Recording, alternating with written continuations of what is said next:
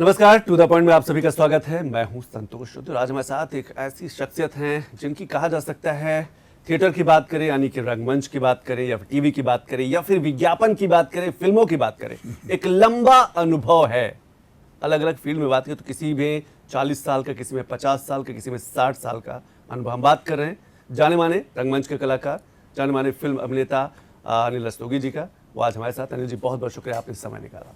और मेरा पहला सवाल यही है कि 100 से ज्यादा नाटकों का 1000 से ज्यादा मंचन करना अलग अलग शहरों में जाकर, जब पीछे पलट के देखते हैं तो अनिल रस्तोगी जी का सपना पूरा हुआ या अभी यात्रा जारी है? नहीं, अभी नहीं पूरा हुआ, क्योंकि अभी 100 नहीं पूरे हुए। ये अभी जो मैंने किया 99th प्ले किया है। और मैंने जो हमारे अभी के डायरेक्टर हैं सूर्यमोहन कुलश्रेष्ठ, मैंने उनसे कह रखा है, क्योंकि इस समय मुझे लगता है कि वो इस बहुत ही टॉप के डायरेक्टर हैं, सबसे अच्छे डायरेक्टर हैं। तो मैंने उनसे कह रखा है कि भाई 100वां प्ले भी मैं चाहता हूँ आप ही के साथ में हूँ। तो वो स्क्रिप्ट देख रहे हैं, एक स्क्रिप्ट उनको मिली भी है, तो बहुत जल्दी मैं अपना 100वां नाटक भी करूँगा। शतक पूरा करेंगे आप रंगमंच? शतक पूरा करूँगा। लखनऊ में क्या भविष्य देखते हैं जब हम थिएटर की बात करते हैं? थिएटर से आगे का भविष्य जो आजकल का युवा है। नहीं, लखनऊ में इस समय अच्छा भविष्य है, क्योंकि देखिए हमने जब थिएटर शुरू किया था 1961-62 में, तो उस समय थिएटर के लिए कोई ओपनिंग्स नहीं थी। रेडियो भी मतलब रेडियो था लेकिन ऑडिशन होते थे, दूरदर्शन था नहीं, फिल्म में सोचना तो बहुत ही दूर की बात थी। लेकिन अच्छा, हम लोग सब जॉब्स में थे, इसलिए कोई दिक्कत नहीं थी। अब क्या है, बहुत सी ओपनिंग्स हो गई। सबसे बड़ी ओपनिंग हो गई है कि जब मेरा सीरियल उड़ान आता था, मुझे याद है 1989 में जो पहला मेरा बड़ा काम था जिसने मुझे एक राष्ट्रीय पहचान दी थी, उसमें सिर्फ DD1 हुआ करता था जी। आज आप देखिए 400 चैनल्स आ गए। चैनल्स के बाद में अभी OTT आ गया है। अब यहाँ पर वेब सीरीज़ बनने लगी लखनऊ में। फिल्में जो हैं, अब लोग थिएटर में जाना पसंद नहीं करते हैं, लोग OTT पे देखते हैं। तो बहुत सी फिल्में OTT के लिए बन रहे हैं, तो उसके लिए कलाकार भी तो चाहिए, और ये कलाकार तो हमारे आपके बीच से ही आएंगे। तो उसकी वजह से इधर जो थिएटर का जो चलन है, थिएटर के लिए जो सीखने वाले लोग हैं, और मेरा मानना ये है संतोष कि आगे जो फिल्म का भी भविष्य वो थिएटर पे ही है। क्योंकि आज आप देखिए जो बड़े बड़े आर्टिस्ट आ रहे हैं, चाहे मनोज बाजपेयी को लीजिए, नवाजुद्दीन को लीजिए, राजपाल को लीजिए, नसीरुद्दीन शाह साहब को लीजिए, ये सब थिएटर बैकग्राउंड से, सब यूपी से भी जुड़े हैं, जितने भी नाम आपने दिए। ये भी एक अच्छी बात है।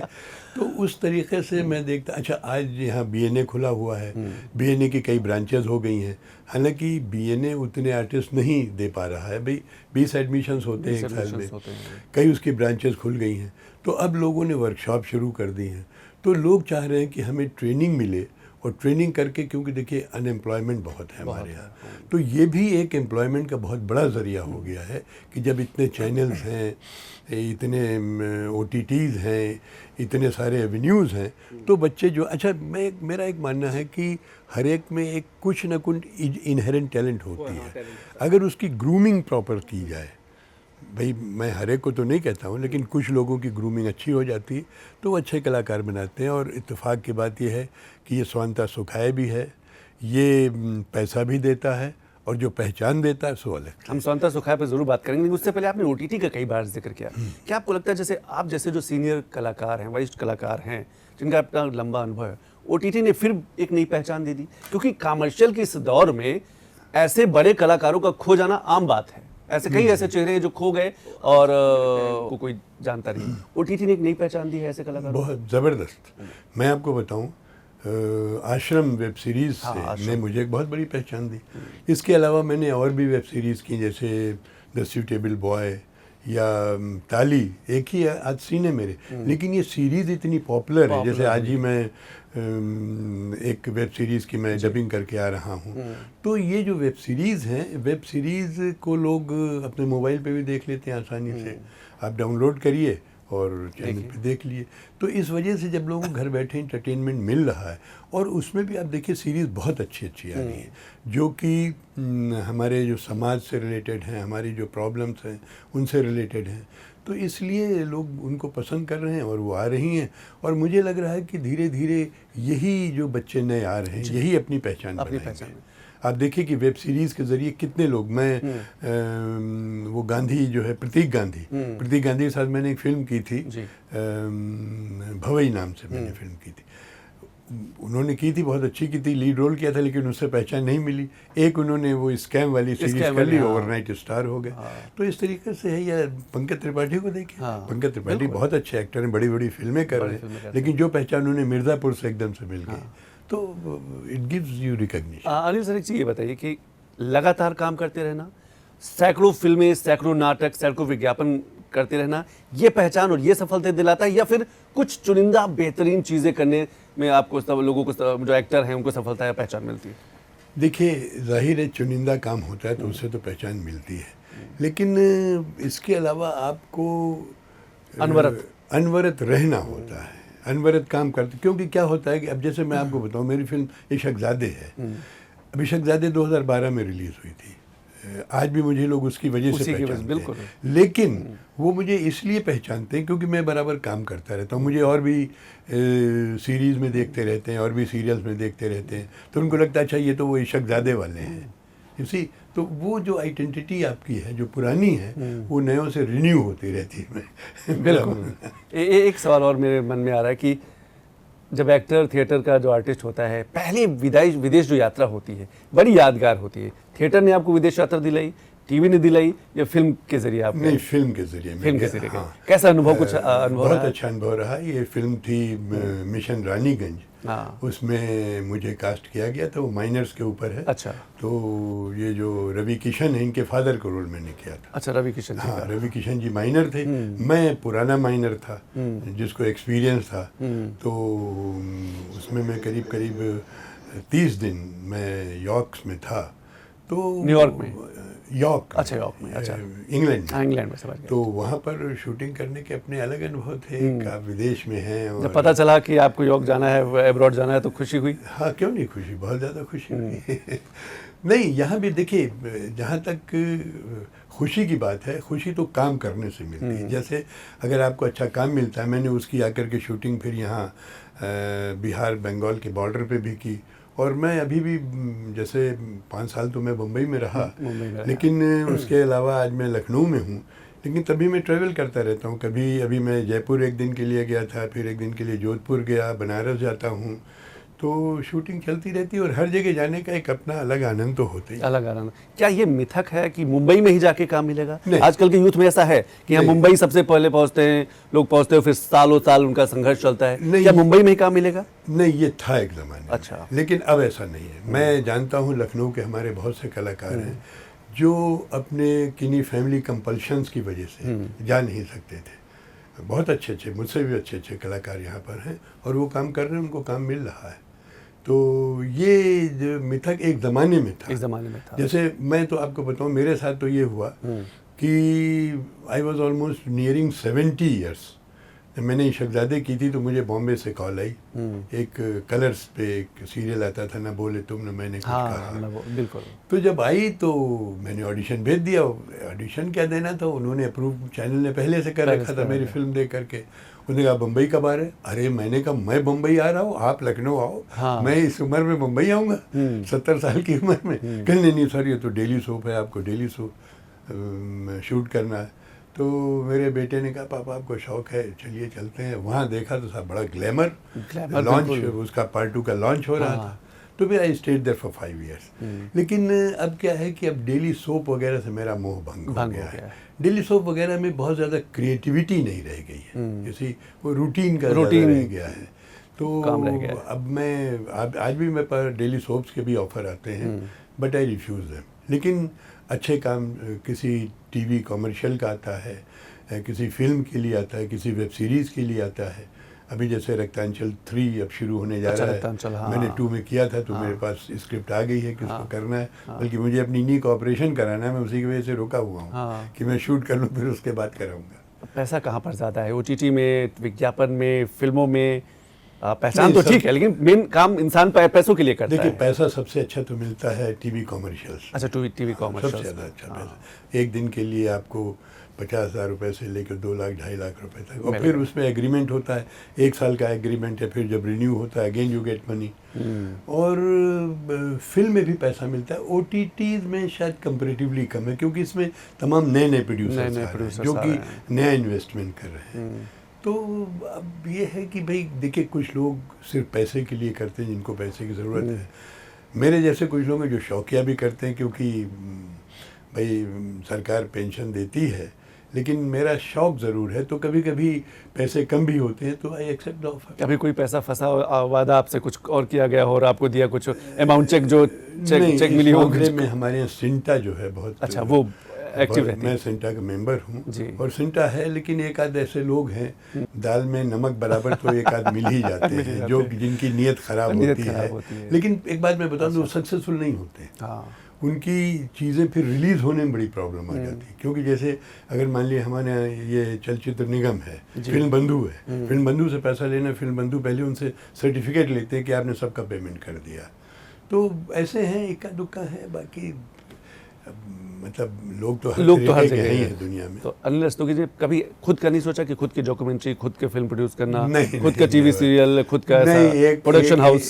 एक बार हमारे मित्र सुषेण भटनागर थे, उन्होंने मुझे, क्योंकि ऐसे लोग बहुत मिलते हैं जो नहीं, मेरे मित्र थे वो, तो उन्होंने मुझसे कहा था, मैंने सोचा भी, मैंने उसका एक गाना भी रिकॉर्ड कराया था। लेकिन उसके बाद में फिर मैंने इन द लॉन्गर रन सोचा, एक तो मैं जॉब में था जी, फिल्म प्रोडक्शन फिर एक फुल टाइम जॉब है, तो मेरे लिए संभव नहीं था। तो मैंने उनको कुछ पैसे और दिए, मैंने कहा भैया तू रख, ये गाना भी ले और मुझे माफ़ी दे दे। तो प्रोडक्शन के लिए मैंने कभी नहीं सोचा, लेकिन एक्टिंग के लिए, जैसे थिएटर में ही है, थिएटर मैंने कभी डायरेक्शन के लिए नहीं सोचा। मैं सोचता हूँ कि मैं एक्टर ही अगर एक अच्छा बन जाऊँ, वही मेरे लिए बहुत। मेरा भी मानना है कि लोगों को जिसमें, जैसे हमारे थपलियाल जी थे, थपलियाल जी ने शुरू एक्टिंग से किया था, लेकिन बाद में उनको डायरेक्शन का नेक लग गया तो डायरेक्शन ही करते, फिर उन्होंने एक्टिंग लगभग छोड़ दी थी। तो आदमी जिसमें भी हो फिर उसमें कमिटेड काम करना चाहिए। पहला प्यार थिएटर या फिल्म या टीवी या फिर विज्ञापन? पहला प्यार आपका? Theatre always. पैसे नहीं है उसमें? पैसे तो जेब से पैसे नहीं है उसमें। खाली पेट प्यार नहीं हो पाएगा। और मैं थिएटर में पैसे लेता भी नहीं हूँ। अब तो थोड़ा बहुत थिएटर एक टोकन ऑनरेडियम दिया जाता है, वो भी मैं नहीं लेता हूँ। अच्छा। क्योंकि मेरा मानना है कि आज मैं अगर थोड़ा बहुत भी मुझे पहचान जो भी छोटी सी मिली है वो थिएटर, थोड़ी बहुत पहचान नहीं, आपकी बहुत बड़ी पहचान है। तो इसलिए मैं थिएटर में मैं लोगों को ज़रूर थोड़ा टोकन, क्योंकि ज़्यादा पैसा नहीं है। और मैं बड़ी माफ़ी मांगते हुए, क्योंकि मैं ग्रुप में जनरल सेक्रेटरी हूँ, तो जिनको भी मैं पेमेंट करता हूँ उनसे बहुत हाथ जोड़ के माफ़ी मांगता हूँ, बेटा ये ज़्यादा नहीं है, लेकिन एक छोटी सी भेंट है ये, छोटी सी भेंट। क्योंकि अनफॉर्चुनेटली थिएटर आज भी, हिंदी थिएटर कम से कम हमारे नॉर्दर्न बेल्ट में पैसा नहीं दे पा रहा है। साउथ में चूँकि थोड़ी एक जिसको कहते हैं सेलिब्रिटी वैल्यू हो गई है, लेकिन वो बता दें वो वर्ग अलग है। वो जो वर्ग देखने जाता है वो थिएटर के शौकीन नहीं, वो उन सेलिब्रिटीज़ को देखने जाता है। जो थिएटर के शौकीन हैं वो 100, 200, 500 रुपये तक का तो टिकट ले सकते हैं, नॉट बियॉन्ड दैट। तो हम इसी वजह से हम जो टिकट रखते हैं भी, हम 100 रुपये के अंदर ही टिकट। क्या आपको लगता है कि आने वाला समय थिएटर का है? थिएटर का भविष्य रहेगा या फिर थिएटर का भविष्य? थिएटर का भविष्य तो हमेशा रहेगा। देखिए, हाँ, क्योंकि जैसे मैंने कहा कि आज जो अच्छे आर्टिस्ट, क्योंकि देखिए क्या होता है, थिएटर का आर्टिस्ट, बहुत से डायरेक्टर्स जो मुझे बुलाते हैं वो मुझसे कास्टिंग डायरेक्टर कहते हैं, मुझे डायरेक्टर ने मुझसे कहा मुझे थिएटर एक्टर चाहिए। क्यों? क्योंकि theatre actor one take actor होता है। भाई थिएटर में तो जो आप बोलते हैं दैट इज द फाइनल। और मैंने देखा है कि थिएटर के ही लोग जो हैं आज, वो ग्लैमर जो है वो ख़त्म हो रहा है, ग्लैमर का ज़माना। आज अब देखिए नए नए आर्टिस्ट जो हैं थिएटर के ही जाकर के बैकग्राउंड के आज अपना नाम बना रहे हैं। तो वो जो ग्लैमर का पीरियड था एक ज़माने में, वो मुझे लगता है धीरे धीरे फेड आउट हो रहा है। कंटेंट के ऊपर और परफॉर्मेंस के ऊपर लोग जो हैं लोगों को पसंद कर रहे हैं। अगर आपकी परफॉर्मेंस अच्छी है, कंटेंट अच्छा है, you will be recognised overnight. आपके साथ ऐसा नहीं हुआ? आपने माइक्रोबायोलॉजी डॉक्टरेट किया, लगातार जॉब भी करते रहे, क्योंकि हमने देखा है कि जब भी एक्टिंग में कोई युवा जाता है तो सबसे पहले उसकी पढ़ाई रुक जाती है। बिल्कुल सही आप कह रहे हैं। देखिए मेरे साथ, मैं लकी था इस मामले में कि मेरे दोनों कैरियर साथ साथ चले। 1961 से, जैसे मैंने बताया, मैंने पहला नाटक किया था। ऑफ कोर्स उस समय कोई कैरियर बनाने की नहीं सोची थी, तो सिर्फ शौकिया किया था। फिर 62 में किया, फिर 64 में किया, थोड़ा थोड़ा चलता रहा। 62 में मैंने CDRI ज्वाइन किया। 62 में मैंने MSc किया था, और मेरे ख्याल जैसे ही MSc निकला, with in 2-3 months I got fellowship and I join CDRI। तो लगभग मेरा कैरियर साथ ही साथ चला। असली मेरा थिएटर का जो कैरियर शुरू हुआ है वो सन 72 में जब मैंने दर्पण ज्वाइन किया। अच्छा, दर्पण एक प्रतिष्ठित ग्रुप है, हाँ, कानपुर हाँ, का था, हाँ, जो जी, कि जी। लखनऊ में 1971 से शुरू हुआ था, और उसमें बड़े नामी ग्रामी कलाकार यहाँ के हुआ करते थे। विमल बनर्जी, शोभना जगदीश, स्वदेश बंधु, जी। ये लोग सब उसमें थे। तो मैं जब उसमें गया तो उसमें मैं ये सोच करके गया था कि मैं सिर्फ एक्टिंग करूंगा, क्योंकि अपने ग्रुप में मुझे सब मैनेजिंग का काम करना पड़ता है, मैनेजर का भी। लेकिन वहाँ जा कर के भी जिसमें जो कीड़ा होता है वो कीड़ा तो लगे ही रहता है। वहाँ भी मैं थोड़ा आगे बढ़ के करने लगा तो सत्यमूर्ति जी इसके फाउंडर थे, उन्होंने मुझे पहले ट्रेजर बनाया, फिर मुझे सेक्रेटरी बना दिया। तो बीच में मैं 1.5 साल के लिए एक बार जर्मनी गया था, 3 महीने एक बार जर्मनी उसी दरमियान। इसी दरमियान अच्छा, मैं 73 में गया 73 के जर्मनी आसपास। 1.5 साल के लिए, फिर 95 में गया 3 महीने के लिए, फिर बाद में मैं कोपेनहेगन मैं जाता था, मेरी मीटिंग होती थी 4-4 दिन के, हम लोग जाते थे, 4-5 बार मैं गया। तो उतने दिन तो ज़रूर थिएटर नहीं दिमाग में रहता था, क्योंकि देखिए मैंने ये ज़रूर किया कि जॉब में रह करके मैंने साइंस के साथ कभी नाइंसाफ़ी नहीं, ताकि मुझे कोई गिल्ट महसूस हो कि मैं जॉब यहाँ कर रहा हूँ, काम वहाँ कर रहा हूँ। समय कैसे बैलेंस कर पाए? बस यही था, क्योंकि इसमें हमारे यहाँ हम लोग कहते हैं कि हमारी लैब में लाइट स्विच ऑफ नहीं होती थी, राउंड द क्लॉक काम होता था। तो जैसे मेरा कोई काम है, मैंने कोई एक्सपेरिमेंट लगाया है, तो एक तो मेरे कलीग्स मुझे हेल्प करते थे। क्या होता है कि जब आप थिएटर या कुछ करते हैं तो आप एक इमेज ये बहुत बड़ी बात बन जाती है। तो CDRI में ख़ास करके जब मेरा उड़ान सीरियल आया तो लोग मुझे बिल्कुल दूसरी निगाहों से देखने लगे, भाई मेरे बीच में कलाकार भी है। हालांकि मैं ऐसा नहीं मानता था। तो इसकी वजह से मुझे सहयोग मिलता था। एंड मैं संतोष आपको बताऊं, आई मस्ट से कि I was greatly privileged to be in a institution like CDRI, जहाँ पर कि साइंस को तो साइंटिफिक इंस्टीट्यूशन तो है, साइंस तो आप करते ही आला दर्जे की, लेकिन वहाँ अगर आप में ये भी शौक़ है तो इसको भी कभी रोका नहीं गया, प्रमोट किया गया। तो हम अपने एक्सपेरिमेंट ऐसे प्लान करते थे कि हम रात में 2 बजे चले जा रहे हैं, सुबह 11 बजे। मैं आपको बताऊँ, जब मैं जर्मनी में था 1.5 साल के लिए, तो मेरे प्रोफेसर ने कहा कि अरे भाई आए हो यहाँ, कोई घूमो घामो, तुम तो हर समय लैब में लगे रहते हो। मैंने कहा नहीं साहब, सरकार ने मुझे जिस काम सीखने के लिए भेजा है वो पहले है, घूमने के लिए तो अभी रिटायरमेंट हो जाएगा 60 साल के बाद, आके घूमूंगा। एंड कैन यू बिलीव कि अक्सर होता तो मैं रात एक्सीडेंट करता था, मेरी वाइफ मेरी लैब में कुर्सियाँ जोड़ करके सो जाती थी। तो मेरा कमिटमेंट साइंस में कभी कम नहीं हुआ। इसी वजह से मैं जूनियर रिसर्च फेलो से मैंने शुरू किया, and I went to the as head of biochemistry, और डायरेक्टर्स ग्रेड में मैं रिटायर हुआ। तो मुझे कभी उस चीज़ का मुझे अफसोस नहीं रहा कि मैंने साइंस के साथ नाइंसाफ़ी। एक तो CDRI में आपके आसपास काम करने वाले लोगों का भी बड़ा योगदान, लोगों का बड़ा योगदान, हमारे जो कलीग्स थे, हमारे जो PhD स्टूडेंट्स थे, या हमारे जो टेक्निकल स्टाफ थे, वो सब मुझे बहुत सहयोग करते थे।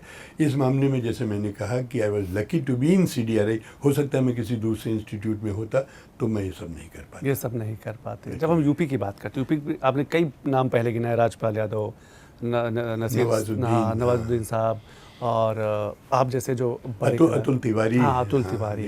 हमें लगता है यूपी की चमक है काफ़ी बॉलीवुड में, बहुत ज़्यादा। नहीं देखिए, मेरा अमिताभ बच्चन से लेकर अगर अब तक देखा जाए तो मैं आपको बताऊं, जब फिल्म सिटी की बात शायद आप करें, फिल्म सिटी की जब बात हो रही थी तो मेरा कहना ये था कि नोएडा में बना। देखिए नोएडा में क्या है, नोएडा में होटल भी महंगे हैं, लोकेशंस भी नहीं हैं। मेरी इच्छा थी, और मैंने कम्युनिकेट भी कराने की कोशिश की थी मुख्यमंत्री जी को, कि अगर लखनऊ कानपुर की बेल्ट में कहीं पर बनती है। देखिए आप अगर बम्बई में देखें तो जो तमाम कलाकार हैं नॉर्थ इंडिया के, वो आपके यूपी से या बिहार से आते हैं। बिल्कुल। आप यहाँ पर देखिए, अगर इंडस्ट्री बनती है तो कितने फ़ायदे होते। टेक्निकल यहाँ भारतीय नाट्य अकेडमी, बिल्कुल, उसके ट्रेन बच्चे, आज बहुत सारे बच्चे जो हैं BNA के, वो कास्टिंग डायरेक्टर्स वगैरह बम्बई में हैं। तो अगर अपने शहर में, अपने प्रदेश में रहते हैं तो उनको ज़्यादा फ़ायदा होता। दूसरे ये है कि यहाँ लोकेशंस बहुत हैं। तीसरे ये कि हमारे यहाँ फूड इंडस्ट्री है, चिकन इंडस्ट्री है, टूरिज्म है, इनको भी बूस्टअप मिलता।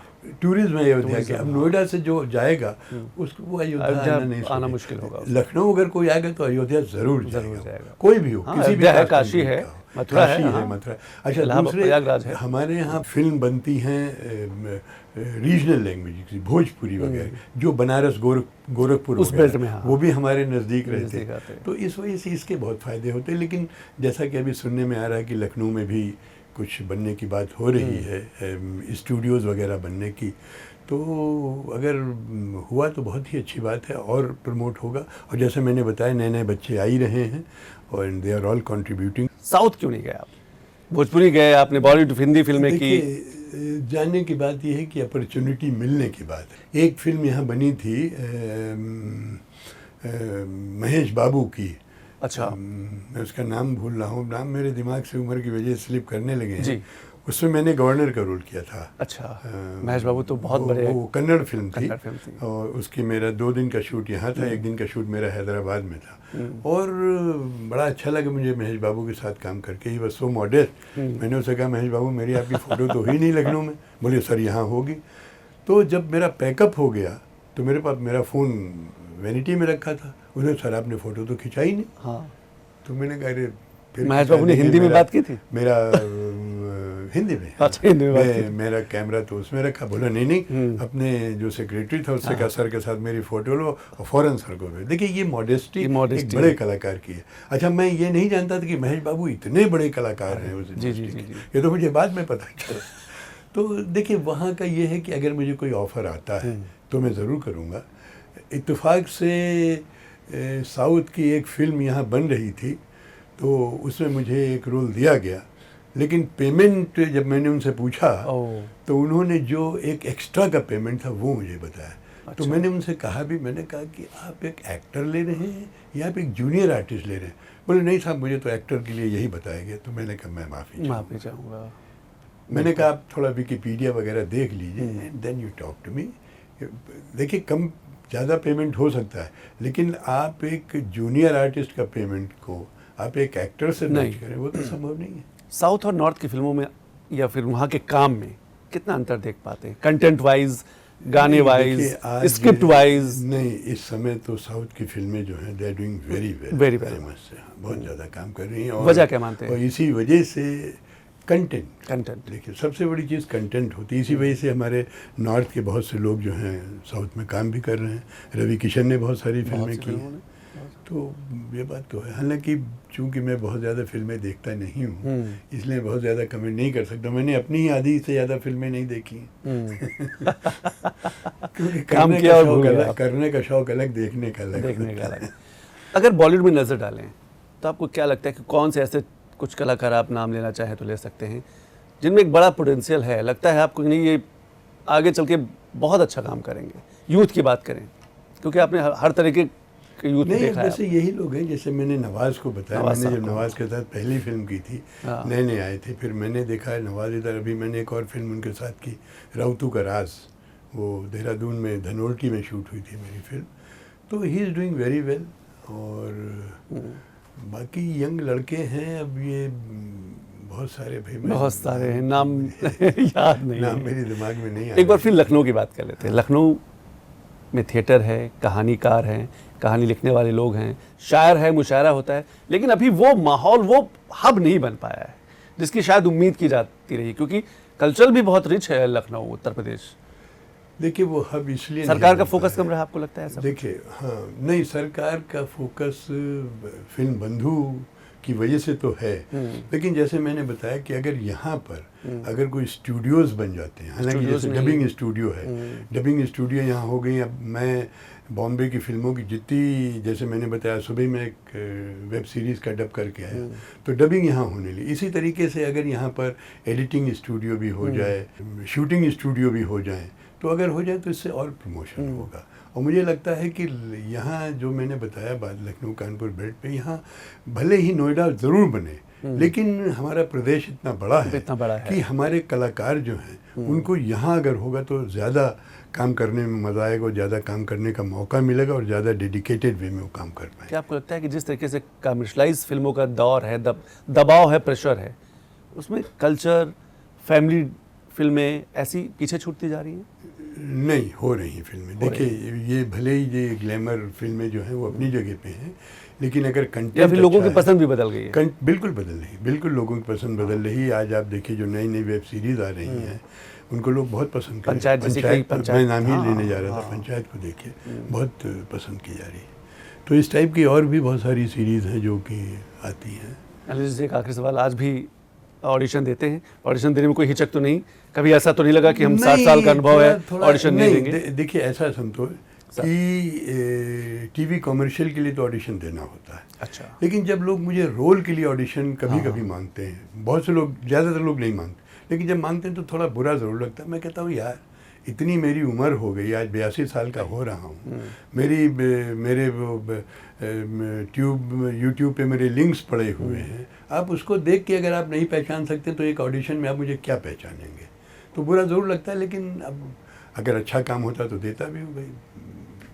करना है तो ऑडिशन देना पड़ेगा। एक नया एक्टर, नया लड़का अगर वो अपना भविष्य बनाना चाहता है तो कहाँ संपर्क करे? प्रोडक्शन हाउस के चक्कर लगाए, वेबसाइट्स के चक्कर लगाए, कैसे वो काम तलाशे? ये एक बड़ी चुनौती होती है। नहीं, वो ऐसा है कि वो अपने कुछ वीडियोस बनाए। देखिए हमारे ज़माने में सब संभव नहीं था। आज आपके पास कैमरा है, आपके पास मोबाइल फ़ोन है, आप अपने वीडियोस बनाइए, अलग अलग टाइप के, अलग अलग मूड्स के वीडियोस बनाइए। और यहाँ पर बड़े नामी ग्रामी कास्टिंग डायरेक्टर्स हैं। यहाँ कुछ लोगों ने तो लखनऊ में भी ऑफिस बनाया हुआ है, तो उनको आप अपना भेजिए, कास्टिंग डायरेक्टर्स के संपर्क में रहिए। हाँ, और तो I am sure you will B noticed. देखिए जो अच्छी टैलेंट होती है उसको नोटिस ज़रूर किया जाता है, वो छिप नहीं सकती है।